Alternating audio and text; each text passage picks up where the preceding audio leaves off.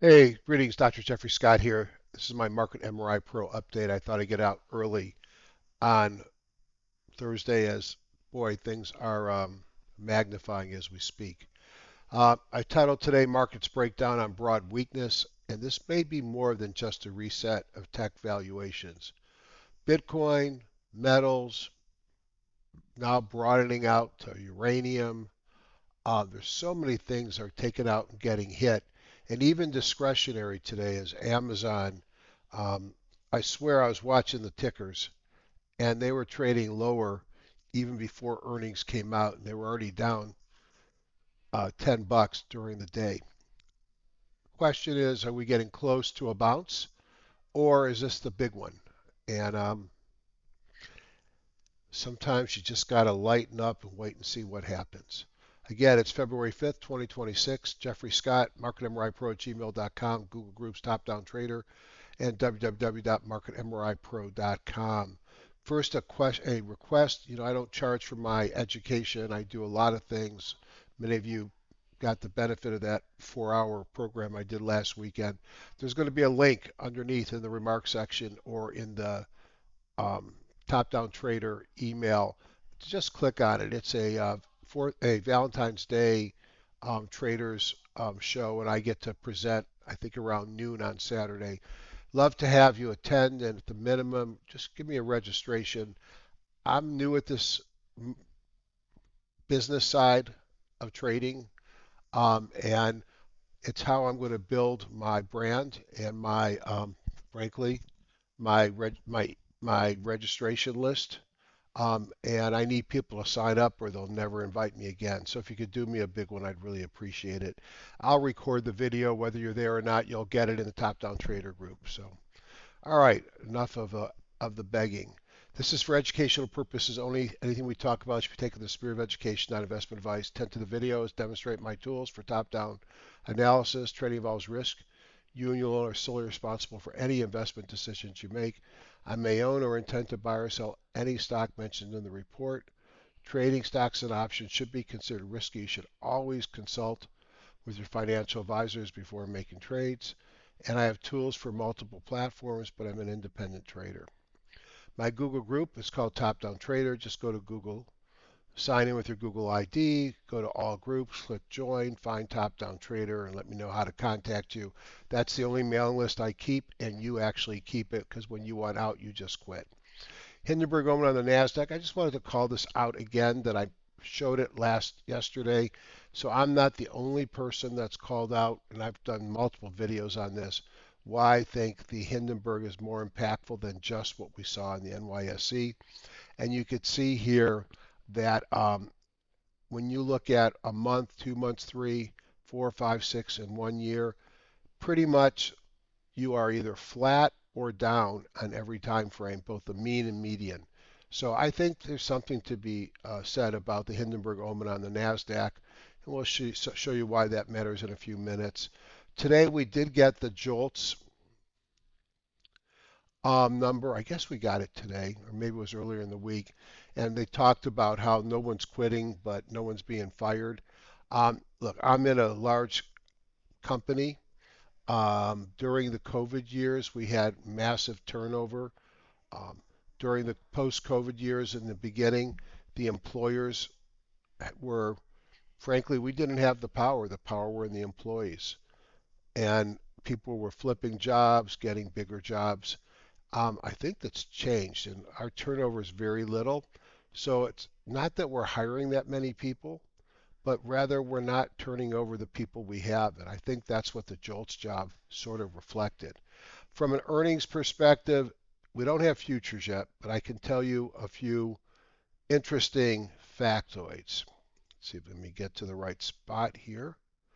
And these are all subject to change as the days go on. So I'm not seeing all those. Oh, here it is. Roblox up 18.8%. EHC up 15%. Dave up 13.5%. NVST up 13%.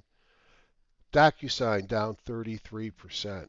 Molina Healthcare down 33%. PI, I think that's Impinji, down 28.5%, and RBBN down 19%. Um, Amazon's not there because they were not that big of a number. But just looking right now, Amazon is down from the close yesterday was 232. Amazon's trading now around 202. So we're down 30 bucks, including the 10 bucks during the day, and another 10% after the earnings. So that's a pretty big drop. Tomorrow we got a few things. Centene, I'll be watching that because MOH or Molina Healthcare got clobbered this evening. I think IREN dropped as well. It's a judgment call to hold stocks over earnings dates. It's bad judgment to not know when your stock's earnings date is scheduled. For more information about anything I talk about, want to run something by me, you want to question something I say and want to have an adult conversation, which I love doing, marketmripro@gmail.com. I'm not right about everything, and I love to learn to get better. And if you have any issues with the program, coding at marketmripro.com. All right, let's take a look at the markets. I didn't set myself up yet, so let me just do that as we're talking here.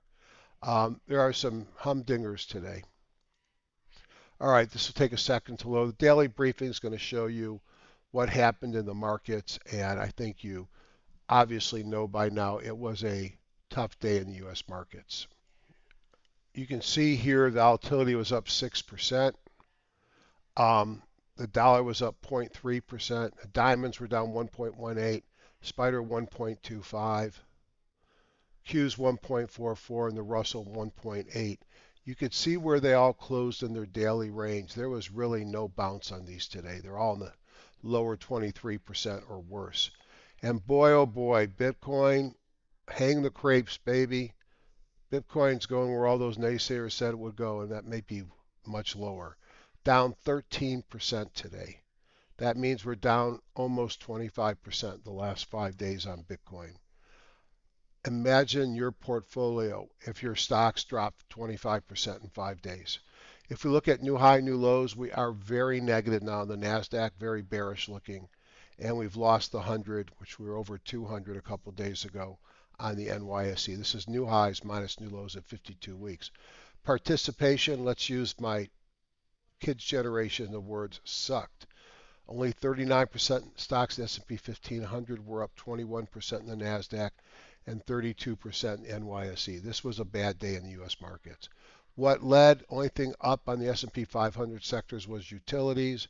What lagged? Materials, discretionary, technology, financials, energy were all down 1% or more. The only themes up were China discretionary and MLPs. I think MLPs are up because they pay a dividend, as does telecommunications. If we look the other way around, oh my God, cannabis, silver down another 7.6, blockchain 7.31, gold 6.34, uranium 6.26, copper 6.1, software almost 5%, metals and mining almost 5%, fintech another 4%, solar 3.91. What a doozy. There's nothing you can say that's not horrible about the markets on Thursday. Let's make it worse. All four of my daily market ETFs are in a sell signal, and look how much Q is dropping. The diamonds held up much of the day and broke down as the day went on and triggered a sell signal as well. The weeklies do not close until the end of the day on Friday. However, if it closed today, we lose the Qs. And I think if we have a down day tomorrow, we're going to lose the spiders. This market is beyond, in my opinion, under pressure. And this market, to me, is on the verge of turning into something worse. I raised another 20% of my total portfolio value in cash today. I had a couple big positions that I sold. And I will do the same tomorrow if we have another negative day. I am worried about this market. Is it time to start going short and buy contra ETFs? We'll take a look at them in a few minutes. But my interest in being long and being a perma bull, not hold it up here. Look at the U.S. index ETFs. Let's open them up and see what deterioration we see. We broke through this trend line today, broke through this trend line, and we closed right at the 100. This has been the bounce point the last time we fell. This might be the bounce point again. That's why I've got the 100 on it. So if we open and trade higher, that's a great thing tomorrow. Um, but look at what seasonality says. Whether I look at the 10-year, 5-year, or, or all-time seasonality, they all say we're rolling over in the next couple of days, predicting price movement. So what do I think happens? I think we're going lower. Now, we might go higher. We could fail at this trend line. We could fail at the 21-day EMA. This trend line and the 50 are kind of in the same place. So I would expect a retracement and then at risk of another failure. If I look at the Qs, they've just broken down below the 100, the 50, the 17. Where are they going to stop? They could rebound anywhere. But look at seasonality. It would say maybe you get a little bit of recovery, then you sell off further. Look at the volume coming in on these negative days, big volume. OBV is turned down. Are we getting close on the low jump? No, we're at minus 27. We can get a lot lower. Boy, I sound like a different guy today. Diamonds. This is the one thing that's been holding up. And you know, I could probably redraw this trend line a lot of different ways and maybe it's okay. But I think something's different here. We closed below the 21-day EMA. We closed below the trend line. And it's got the same seasonality rolling over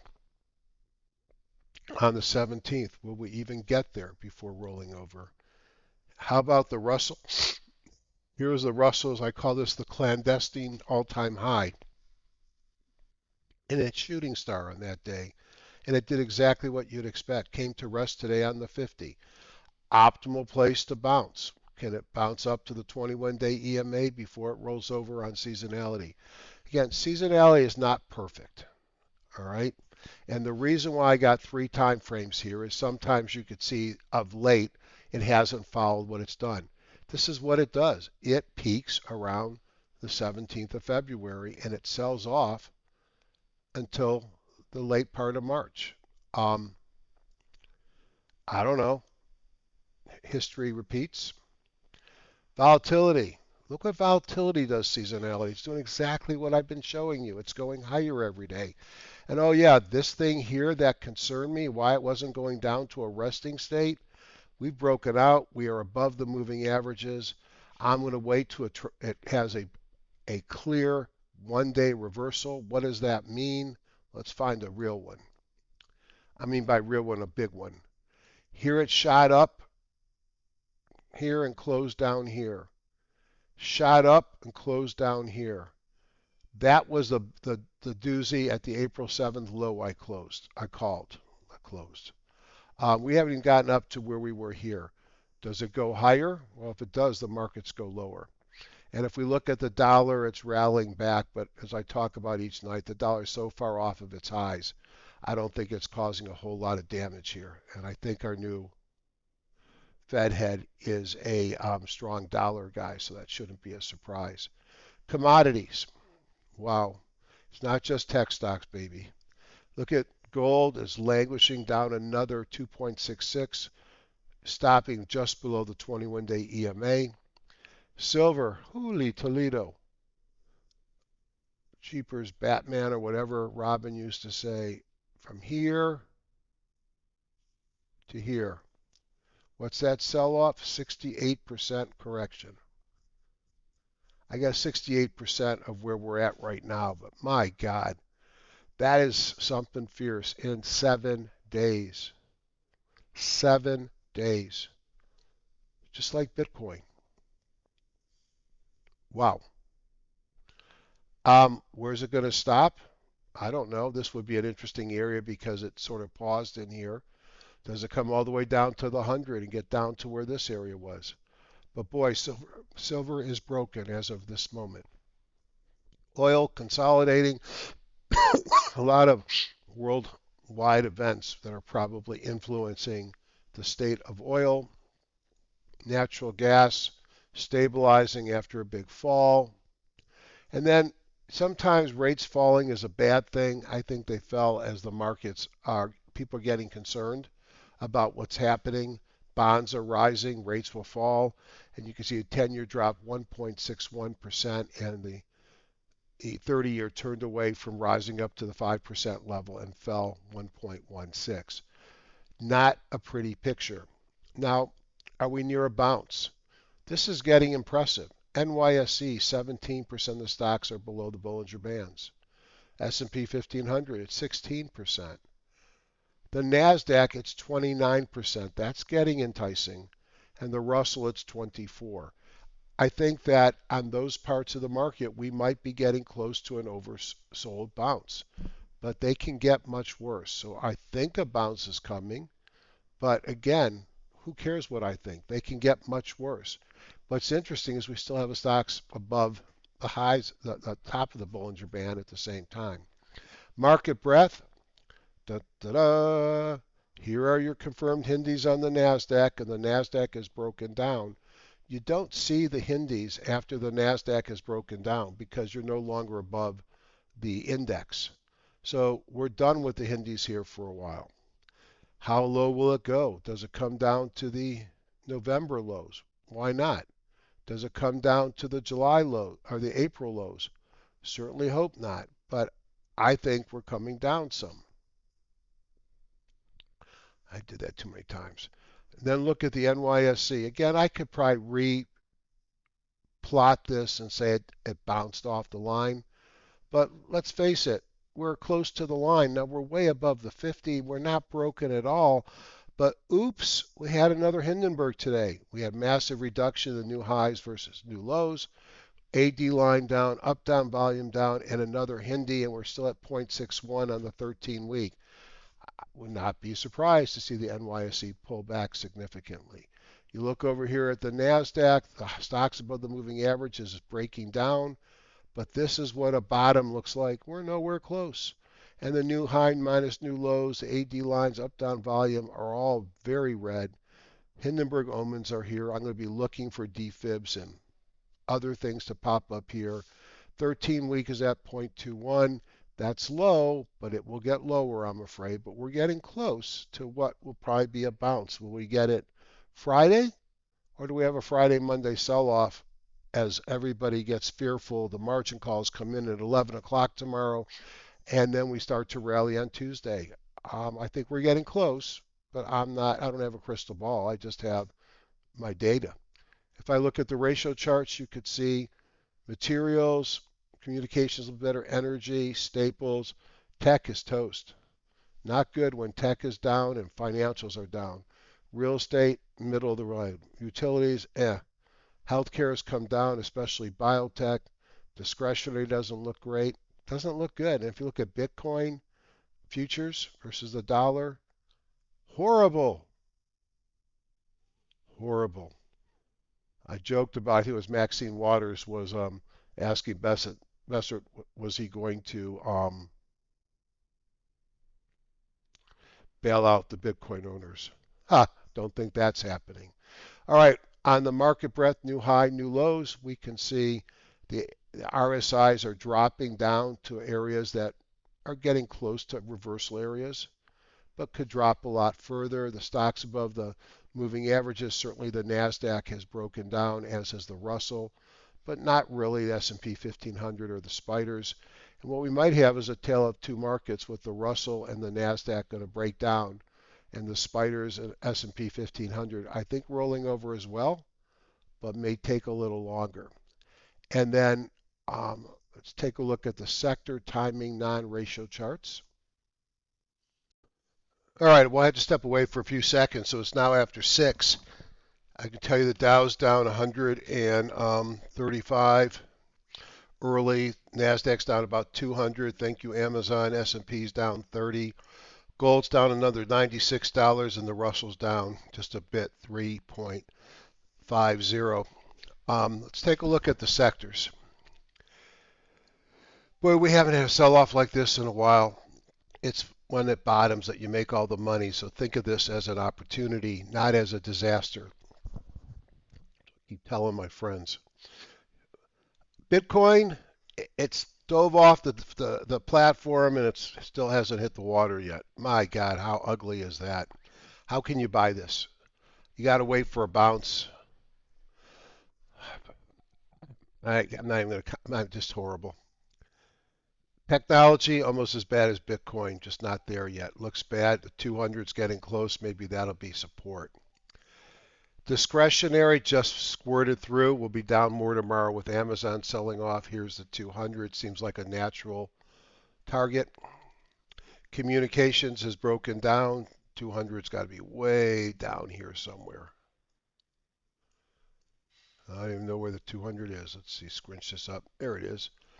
Big drop down to the 200. Industrials is holding up. It had a reversal today.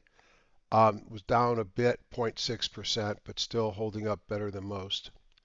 Financials squirted down. Looks like it's going lower.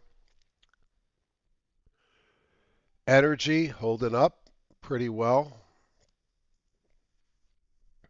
And then we got materials here continuing to hold up, but that's not a very positive session today, down 2.68, but well above the moving average. And just positive on the buy side is real estate, but really doesn't look that good. No momentum. Utilities, no momentum, similar to real estate. No surprise, they're both defensive. Staples, defensive, but boy, a lot of people have gone there to escape some good dividends on the Kimberly Clarks and things like that. Big move on Staples. Never my favorite type of market when Staples are leading. Healthcare also can be defensive, but it's broken down and struggling. I think today we saw Molina after hours, and they have Medicaid, I believe. We'll have Centene tomorrow that has Medicare Advantage. I think the payers are still under trouble and are going to get a heck of a lot worse. So XOV is not strong, it's weak, and then we're back to Bitcoin. This is all in all a very tough looking market. And then let's just pinch our nose and let's take a look at some of those key stocks we like to look at. Let's just give me a sense of what the mags are doing. I think we're done with the mags. Amazon, well, this was before earnings.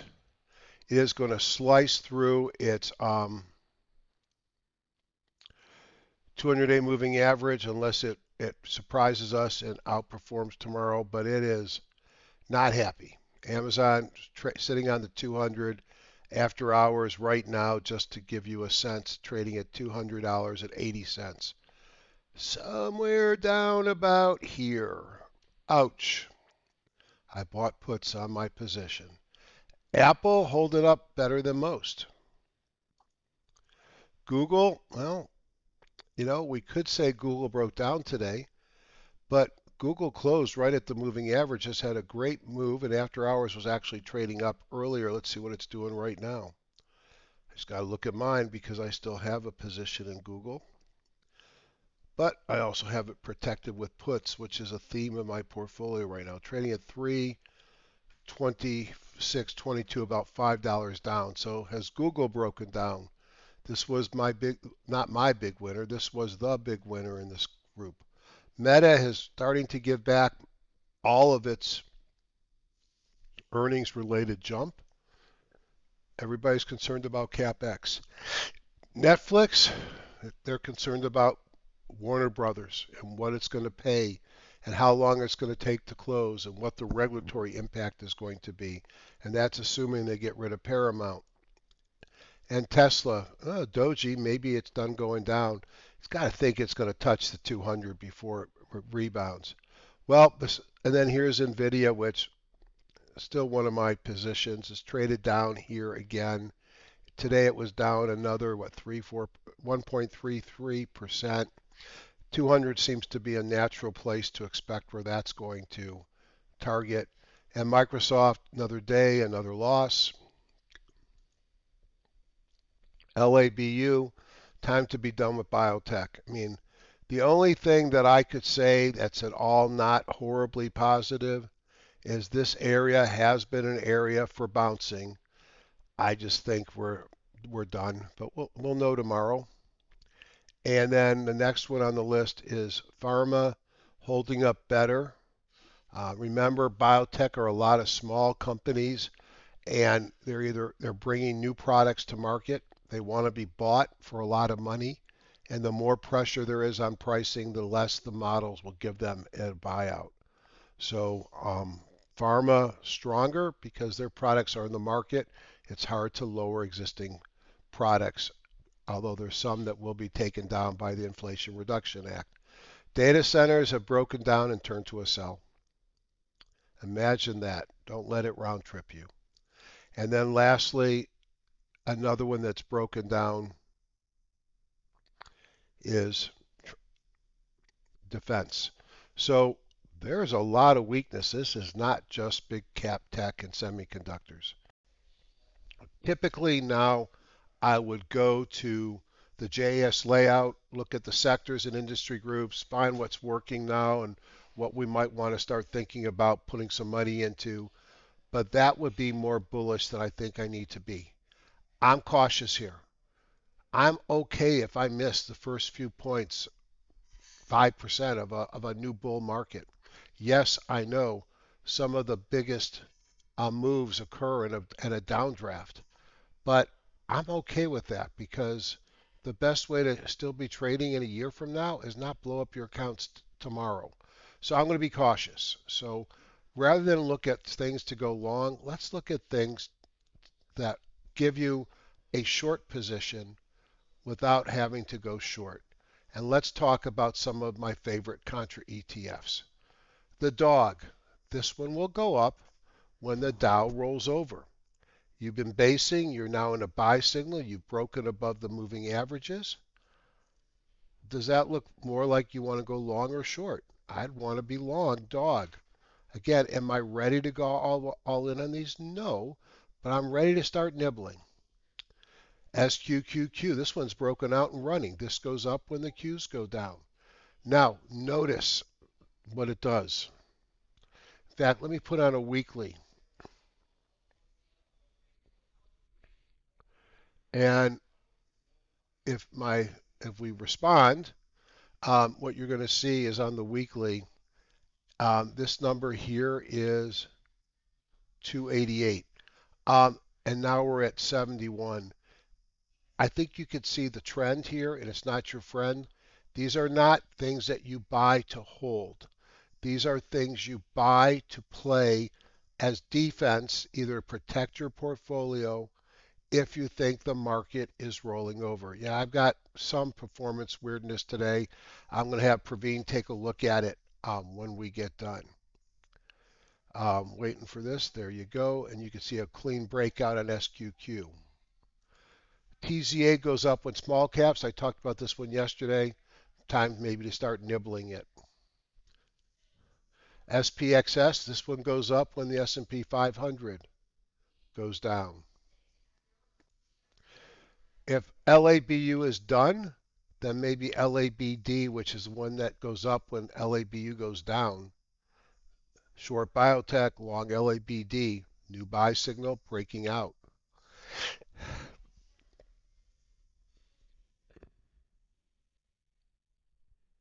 FAZ, this one goes up when finances go down. It's a 2 or 3x leverage. New buy signal. Now the buy signal was here, pull back. It looks like it's ready to go. SOXS, semiconductors. They've held up, but they're rolling over. This goes up when that happens. They've already had a big run. Tech L. Tech L goes down when technology rolls over. Kind of looks like the XLK. Down she goes. Actually, this is the long one, not the short one. Is it TE? I can't remember what the short one is. Here's the short one, Tech S. So if technology is going down, this thing ought to be going higher. And there you see it, Tech S breaking out. Dust, this goes up if gold goes down. It's been hammered. Is it ready to break out? ERY, I think that's the energy short. Hasn't started breaking out yet because energy is sort of trying to decide what it's going to do. Yang, China short. If Chinese stocks start to roll over, look at Yang to play it to the long side. And EDZ is emerging markets. So I'm going to be watching these closely to see if we get any signs. But if you look at these, DOG, SQQ, TZA, SPXS, LABD, Tech S, make a nice little portfolio right now. Now, let me just end it and say this. Technically, we are still in a buy on the intermediate and long term. Thus, all we're seeing here is a pullback in an uptrend. There's enough evidence here that has told me to put puts on my remaining longs and to raise cash and to be very nervous here. And maybe I should have gone all to cash and forget the puts. We are due a bounce. When you have 29% or whatever we saw on the buckets below the Bollinger Bands, you're going to bounce. But it may not be for a couple of days, and there's no guarantee it's going to be a big bounce. I think this market is scary here. Like my granddaughter says, it's scary, Poppy. Well, this is a scary market, and it's too hard to make your money back. So unless you have a different conviction and you know something that I don't know, why not raise some cash?